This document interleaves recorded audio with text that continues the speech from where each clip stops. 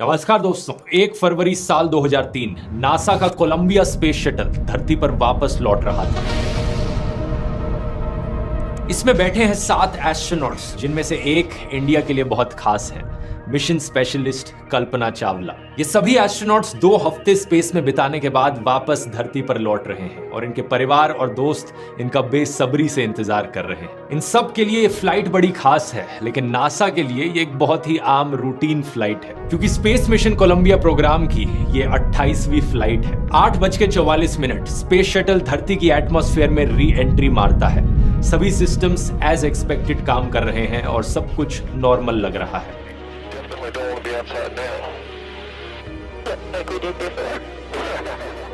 धरती पर space centre में मौजूद है कैप्सूल कम्युनिकेटर कैपकॉम चार्ली होबॉक। ये वो इंसान है जो स्पेस शटल के साथ कम्युनिकेट कर रहे हैं। कुछ ही मिनटों बाद चार्ली होबॉक स्पेस शटल में बैठे एस्ट्रोनॉट्स के साथ टायर प्रेशर की रीडिंग्स को लेकर बात करते हैं। And Columbia, Houston, we see your tire pressure messages and we did not copy your last. Instrumentation, Mac.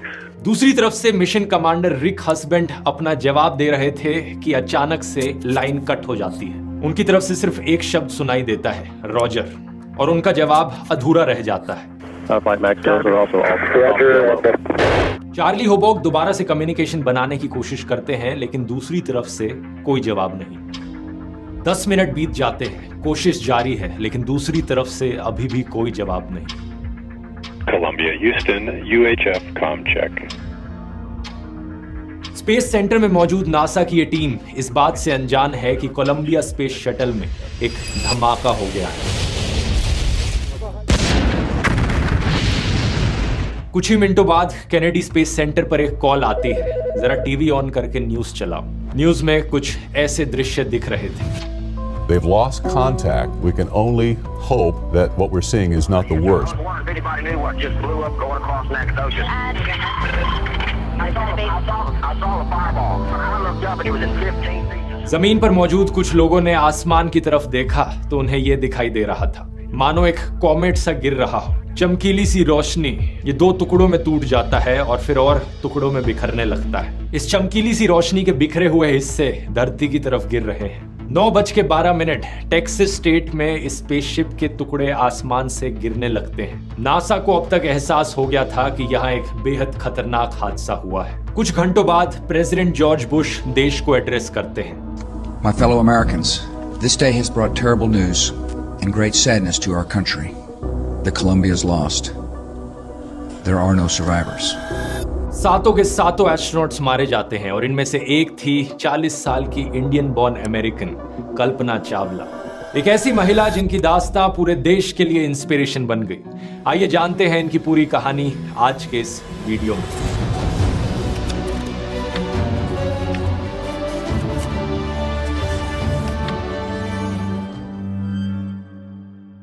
Kalpana Chawla का जन्म 17 मार्च 1962 को हरियाणा के करनाल शहर में एक कंजर्वेटिव परिवार में हुआ था। इनके पेरेंट्स बनारसी लाल चावला और संज्योति चावला पार्टीशन के दौरान पाकिस्तान से इंडिया आए थे और कल्पना इनकी चौथी और सबसे छोटी संतान थी। जब इन्होंने स्कूल जाना शुरू किया तो कोई फॉर्मली नाम नहीं दिया गया था इनको। घर पर इनको मोंटू करके पुकारते थे। जब उसकी बड़ी बहन स्कूल लेके गई, नाम पूछा तो हमने बोला नाम तो रखा ही नहीं है। घर का नाम उसका मुंटू मुंटू ही बोलते थे सब उसको। तो जब जरूरत पड़ी तो इन्होंने अपना नाम खुद ही चुना, कल्पना, जिसका मतलब हो सकता है इमेजिनेशन। उस वक्त किसी ने कल्पना नहीं करी थी कि ये छोटी सी बच्ची आगे जाकर अपनी जिंदगी में क्या कर दिखाएगी। इनके भाई संजय चावला बताते हैं कि समाज के साथ इनकी जद्दोजहद बचपन से ही शुरू हो गई थी। मैं इन लड़कों को दिखा दूंगी, मैं कोई ऐवी लड़की नहीं हूँ। संजय कहते हैं कि एक बहुत ही डिटरमाइंड लड़की थी। 1960s का जमाना इमेजिन करो। आज के दिन भी हरियाणा में कई जगहों पर मेल चाइल्ड को प्रेफरेंस दी जाती है।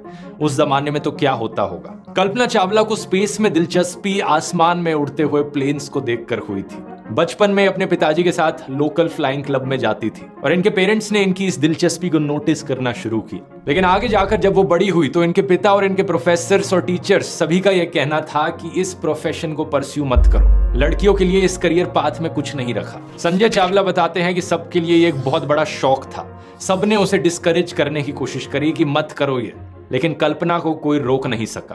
पंजाब इंजीनियरिंग कॉलेज से ये एरोनॉटिकल इंजीनियरिंग में अपनी बैचलर्स डिग्री कंप्लीट करती है और उसके बाद चली जाती है ये अमेरिका अपनी मास्टर्स डिग्री करने के लिए यूनिवर्सिटी ऑफ टेक्सास से। इवन दो इनके पिता इसको लेकर भी डिसअप्रूव कर रहे थे कि बाहर पढ़ने नहीं जाना चाहिए। Because I lived in India in a very small town and forget about space, I didn't even know if my folks were going to let me go to the engineering college. आगे चलकर साल 1988 में ये PhD भी कर डालती हैं aerospace engineering में यूनिवर्सिटी ऑफ कोलोराडो से। इस वक्त इनकी उम्र करीब 26 साल थी और नासा के एम्स रिसर्च सेंटर में ये काम करने लगती हैं। इनकी स्पेशलाइजेशन फ्लूइड डायनेमिक्स एयरक्राफ्ट की, यानी इस चीज को स्टडी करना कि जो हवा है वो फ्लूइड की तरह किस तरीके से फ्लो करती है एयरक्राफ्ट्स के विंग्स के अराउंड और चारों तरफ से।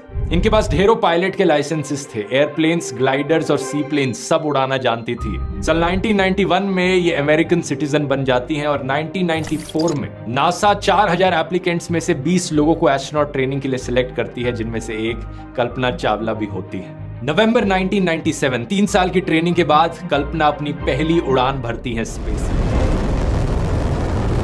कोलंबिया प्रोग्राम के अंडर फ्लाइट STS-87 इस स्पेस शटल में बैठकर ये 250 से ज्यादा ऑर्बिट्स लगाती हैं धरती के, 2 हफ्ते तक स्पेस में रहती हैं। STS का full form space transportation system, ये ऑफिशियल नाम था नासा के स्पेस शटल प्रोग्राम का। ये प्रोग्राम चौथा ऐसा प्रोग्राम था जिसमें ह्यूमन स्पेस फ्लाइट्स होती थी। पहला प्रोजेक्ट मर्करी, फिर प्रोजेक्ट जेमिनी और फिर सबसे फेमस वाला अपोलो प्रोग्राम और फिर ये वाला प्रोग्राम जो साल 1981 में शुरू हुआ। ये इतिहास का सबसे लंबा ह्यूमन स्पेस फ्लाइट प्रोग्राम था जो 2011 तक चला। यहाँ नासा का फोकस था रीयूजेबिलिटी, एक ही स्पेस शटल को बार बार ऊपर नीचे लेकर आया जाए, हर बार नए स्पेस शटल्स बनाने की जरूरत ना पड़े। 2 मेन स्पेस शटल्स थे जो इस प्रोग्राम में यूज किए गए। पहला था चैलेंजर और दूसरा कोलंबिया स्पेस शटल। इस कोलंबिया डिजास्टर के बाद डिस्कवरी, एटलांटिस और एंडेवर स्पेस शटल्स भी इस्तेमाल किए गए, जो कि आज के दिन आपको म्यूजियम्स में मिल जाएंगे। इन सभी में से कोलंबिया पहला स्पेस शटल था जो स्पेस में गया अप्रैल 1981 में। डिजास्टर से पहले 27 सक्सेसफुल मिशन ये कंप्लीट कर चुका था। अब आप यहां सोचोगे क्या एक शटल को इतनी बार यूज करना सेफ था? क्या यही कारण तो नहीं है इस डिजास्टर के पीछे? जवाब है नहीं। STS प्रोग्राम को स्पेसिफिकली रीयूजेबिलिटी के लिए ही डिजाइन किया गया था। हर फ्लाइट के बाद एक बहुत ही लंबा प्रोसेस होता था शटल्स को इंस्पेक्ट करने का, रिपेयर करने का और इन्हें रिफर्बिश करने का। कोलंबिया हादसे के पीछे जो एक्चुअल कारण था वो एक बहुत ही माइनर रीजन था, जिसकी बात आगे वीडियो में करते हैं। लेकिन एज अ कॉन्सेप्ट इस STS प्रोग्राम में कुछ गलत नहीं था। कोलंबिया स्पेस शटल की जो 24th फ्लाइट थी वो कल्पना चावला की पहली स्पेस फ्लाइट थी। STS-87 इसमें वो मिशन स्पेशलिस्ट का काम कर रही थी। फ्लाइट में एक रोबोटिक आर्म की वो मेन ऑपरेटर थी। इस फ्लाइट में उनका काम था एक रोबोट आर्म को ऑपरेट करना जो स्पार्टन सैटेलाइट को डिप्लॉय करे, एक ऐसी सैटेलाइट जिसे भेजा जाएगा सूरज की बाहर की लेयर को स्टडी करने के लिए।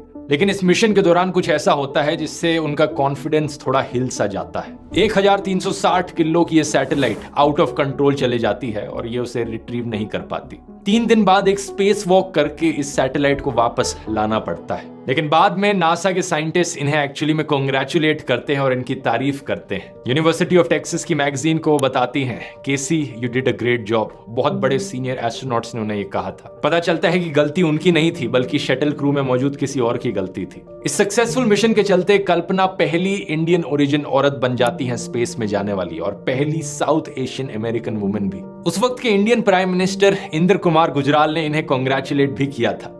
Yes, Mr. Gujral, I hear you loud and clear. How do you read me? Kalpana, we are proud of you, each one of us who has done such a pioneering work. Thank you, sir. Thank you very much. और कल्पना खुद कैसा feel कर रही थी पहली बार space में जाकर? उनका कुछ ऐसा कहना था। जब आप आसमान की तरफ देखते हो, तारों और गैलेक्सीज की ओर, आपको ऐसा महसूस होता है कि आप किसी छोटे से जमीन के टुकड़े के हिस्से नहीं हो, बल्कि पूरे सोलर सिस्टम, पूरे ब्रह्मांड का एक हिस्सा हो। मतलब किसी शहर, किसी देश या किसी कॉन्टिनेंट से पहले हम इंसान पूरी धरती और सौर मंडल को बिलोंग करते हैं। ये फ्लाइट 16 दिन तक चली थी और इसमें कई और साइंटिफिक एक्सपेरिमेंट्स भी करे गए, जैसे कि ये देखा गया कि माइक्रोग्रेविटी में प्लांट की रिप्रोडक्शन कैसे काम करती है। लेकिन इससे भी ज्यादा दिलचस्प वो एक्सपेरिमेंट्स थे जो इनकी दूसरी और आखिरी फ्लाइट में करे गए क्रैश से पहले। 16 जनवरी 2003 सुबह के 10:29 कोलंबिया स्पेस शटल आखिरी बार इस धरती से रवाना होता है।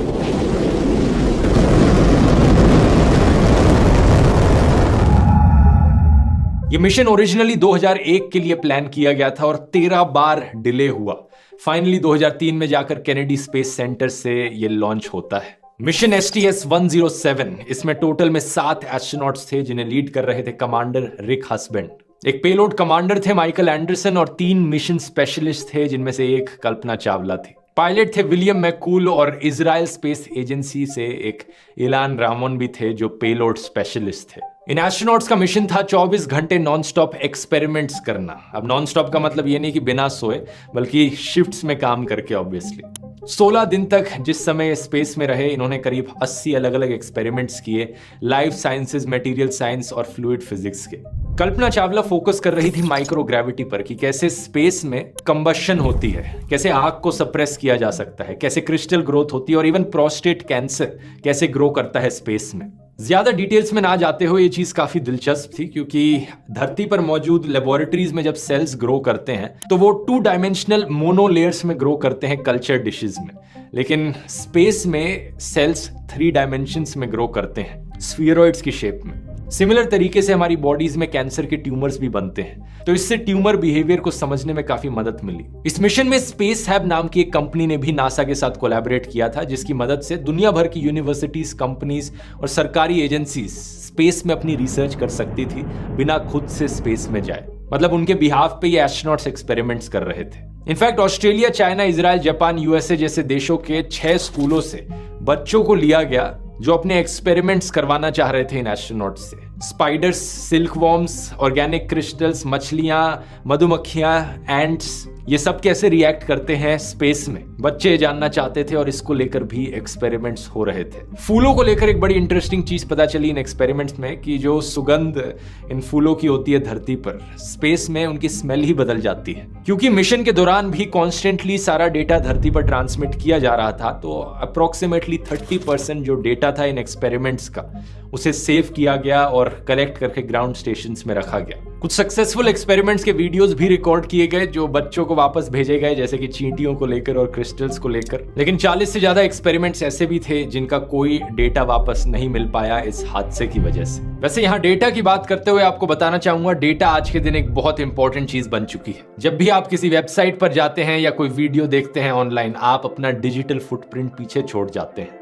आपके डेटा का इस्तेमाल किया जाता है कई अलग अलग चीजों के लिए और आपको ऑनलाइन ट्रैक करने के लिए। और सबसे अच्छा तरीका अपने आप को ऑनलाइन ट्रैक करने से बचाने का है एक VPN का इस्तेमाल करना। और मेरी राय में one of the best VPN apps है NordVPN, जो कि आज के वीडियो के स्पॉन्सर भी है। एक VPN के जरिए आप इंटरनेट ट्रैफिक को इनक्रिप्ट कर लेते हो। इसका मतलब जो आपका IP एड्रेस है वो किसी और को नहीं दिखता। इससे आपकी लोकेशन स्पूफ करी जा सकती है। जब आप किसी वेबसाइट को खोलोगे तो आप उस वेबसाइट को बेवकूफ बना सकते हो कि आप इंडिया से नहीं बल्कि अमेरिका से उस वेबसाइट को खोल रहे हो। तो 2 बड़े फायदे हुए, एक तो कि वेबसाइट्स आपका कोई रिकॉर्ड नहीं रख सकती, और दूसरा कंट्री रिस्ट्रिक्शंस को बाईपास करने के लिए बहुत ही बढ़िया ऑप्शन है। कई ऐसे देश होते हैं जहां पर कोई फिल्म या कोई शो चल नहीं रहा होता, किसी YouTube वीडियो को ब्लॉक किया जाता है किसी देश में, तो आप अपनी लोकेशन बड़ी आसानी से VPN के जरिए बदल सकते हो और उन चीजों को एक्सेस कर सकते हो। NordVPN को अगर आप अभी ज्वाइन करोगे तो आपको एक बहुत बड़ा डिस्काउंट मिलेगा, प्लस 4 एडिशनल महीने फ्री मिलेंगे अगर आप इस लिंक का इस्तेमाल करोगे तो।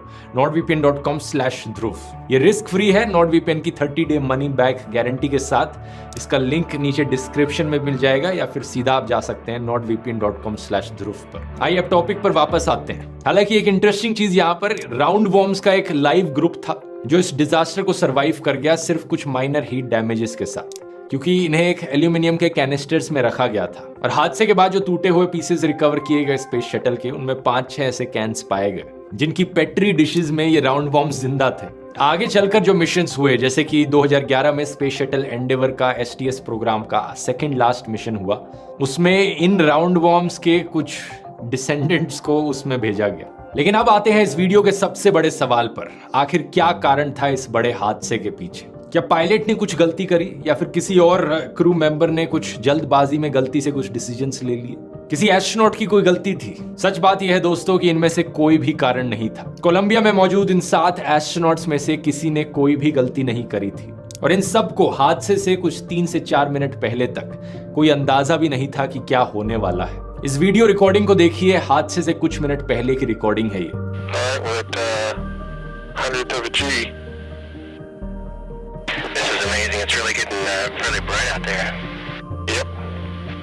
we definitely don't want to be outside now. Like we did before. I have to back up. Astronauts हंसी मजाक कर रहे हैं। कल्पना चावला भी कुछ बात कर रही हैं। ये सिर्फ 8:58 पर ही था कि यहाँ बैठे एस्ट्रोनॉट्स को एक इंडिकेशन मिलता है कि सब कुछ जैसा होना चाहिए वैसा हो नहीं रहा है। कोलंबिया के बैकअप फ्लाइट सॉफ्टवेयर ने डिस्प्ले पर कुछ मैसेजेस दिखाए, ये बताने के लिए कि स्पेस शटल के लेफ्ट साइड वाले लैंडिंग गियर के 4 पहियों पर प्रेशर लॉस हो गया है। और ये वार्निंग एग्जैक्टली 1 मिनट पहले आई थी, उस समय से जब कोलंबिया ने धरती से सिग्नल खो दिया था। जमीन पर बैठे कैपकॉम इसी चीज को लेकर कम्युनिकेट करने की कोशिश कर रहे थे। अब कैसा लगेगा अगर मैं कहूं, हालांकि एस्ट्रोनॉट्स को कोई जानकारी नहीं थी इसके बारे में, लेकिन नासा में कुछ लोग इस प्रॉब्लम के बारे में जरूर जानते थे। हादसे से 1-2 घंटे पहले नहीं, बल्कि पूरे 16 दिन पहले उनको ये चीज पता थी जिस दिन ये शटल लॉन्च हुई थी। बात यह है कि कोलंबिया की लॉन्च के 81 सेकंड बाद एक फोम का छोटा सा टुकड़ा शटल से अलग होकर लेफ्ट विंग पर जाकर टकरा गया था। यह फोम उनमें से था जिसको यूज किया जा रहा था कोलंबिया के एक्सटर्नल टैंक को मेन शटल से कनेक्ट करने के लिए। ज्यादा बड़ा टुकड़ा नहीं था, सिर्फ 60 सेंटीमीटर लंबा और करीब 40 सेंटीमीटर चौड़ा था। इसका वजन सिर्फ 750 ग्राम था, लेकिन ये लेफ्ट विंग पर जाकर इतनी तेजी से टकराया कि इसकी वेलोसिटी उस वक्त एस्टिमेट करी जाती है कि 700 से लेकर 900 किलोमीटर प्रति घंटे के बीच में होगी।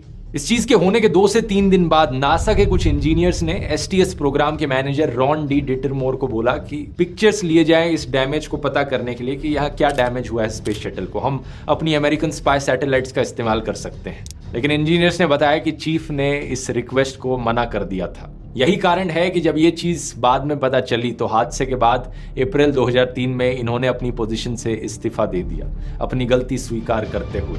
2008 में आई स्पेस जर्नलिस्ट माइकल कैबेज और विलियम हार्डवुड की किताब कॉमचेक ने यह बताया कि डिपार्टमेंट ऑफ डिफेंस तैयार थी अपने स्पाई कैमरास इस्तेमाल करने के लिए, लेकिन ऑफिशियल्स ने मना कर दिया था। एक इंटरनल कमीशन बनाया गया था इस चीज में जांच करने के लिए, जिसका नाम था Columbia accident investigation board, short में CAIB।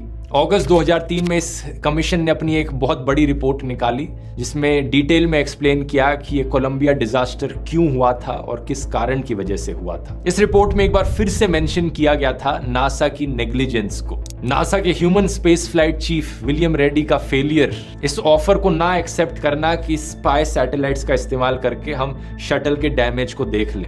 यही कारण कि इस डैमेज को जांचा नहीं जाता और अगले 15 दिन तक ये मिशन एज पर प्लान चलता है, अंटिल 1 फरवरी जब मिशन खत्म होने के बाद स्पेस शटल को धरती पर वापस लौटना था। स्पेस शटल के लेफ्ट विंग पर ये जो डैमेज हुआ था इसकी वजह से एक छोटा सा होल आ गया था और धरती के एटमॉस्फेयर में नीचे आते हुए ये डैमेज और बड़ा होता गया। एक छोटे से होल की वजह से हवा लीक करने लगी और आमतौर पर एक थर्मल प्रोटेक्शन सिस्टम होता है जो स्पेस शटल के अंदर टेम्परेचर मेंटेन करता है, लेकिन हवा की वजह से ये होल और बड़ा होता गया और देखते ही देखते एक सूटकेस जितना बड़ा इंसुलेशन का पीस टूट चुका था। कोलंबिया का एक बहुत बड़ा हिस्सा अब बाहर की आग और गैसेस से एक्सपोज हो रहा था। इसकी वजह से पहले लेफ्ट विंग में लगे सेंसर्स काम करना बंद कर जाते हैं, टेम्परेचर रीडिंग्स नहीं मिल पाती, फिर टायर प्रेशर की रीडिंग्स गायब हो जाती हैं और देखते ही देखते ये स्पेसक्राफ्ट टुकड़ों में बिखरने लगता है। जमीन पर मौजूद लोग इस वीडियो को कैप्चर करते हैं जिसमें ब्राइट फ्लैशेस दिखते हैं। एक छोटे से फोम के टुकड़े की वजह से ये पूरा हादसा होता है और 7 लोग अपनी जान गंवा देते हैं। लेकिन यहाँ पर यह चीज भी मेंशन करनी जरूरी है कि 2003 में जो CAIB की रिपोर्ट निकली थी इसने बताया कि ऐसे फोम स्ट्राइक्स रेगुलरली होते हैं स्पेस शटल के लॉन्चेस में। 79 मिशंस जिनकी फोटोज अवेलेबल थी लॉन्च के दौरान, उनमें पाया गया कि 65 में ऐसी फोम स्ट्राइक्स पहले भी देखने को मिली हैं। तो बड़ी कॉमन चीज थी ऐसे फोम स्ट्राइक्स होना। लेकिन इस फोम स्ट्राइक के बारे में प्रॉब्लम वाली बात यह थी कि यह टुकड़ा गलत समय पर गलत जगह जाकर टकरा गया। हादसे के 5 साल बाद दिसंबर 2008 में एक और रिपोर्ट सामने आती है, Columbia crew survival investigation report. इससे पता चलता है कि कैबिन प्रेशर डिस्टर्ब होने की वजह से एस्ट्रोनॉट्स की मौत कुछ ही सेकंड के अंदर हो गई थी। जब कोलंबिया स्पेस शटल वायलेंट तरीके से बिखर रहा था तो उन्हें कोई हीट या डैमेजेस इस तरीके से सहने नहीं पड़े। इस रिपोर्ट में क्रू के आखिरी मिनटों को रिकंस्ट्रक्ट करने की कोशिश करी गई। क्या हुआ उन आखिरी मिनटों में? चारों तरफ वार्निंग साइंस और अलर्ट्स बज रहे थे, टायर प्रेशर की प्रॉब्लम, लैंडिंग गियर की प्रॉब्लम। इस रिपोर्ट में यह भी लिखा गया कि अगर कैबिन में बेहतर इक्विपमेंट मौजूद होती तब भी एस्ट्रोनॉट्स की जान नहीं बचाई जा सकती थी।